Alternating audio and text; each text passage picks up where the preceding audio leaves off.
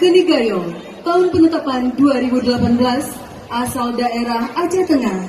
Penerima Wakil Bupati Aceh Tengah atas nama Firdaus SKM.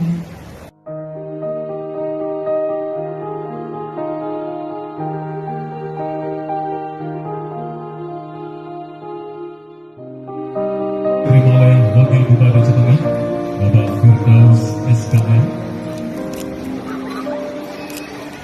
Ini merupakan pengakuan dari pemerintah Republik Indonesia, ya, untuk memberikan sertifikat ini warisan budaya benda ini. Aceh International Rapai Festival 2018 secara resmi kami nyatakan dibuka.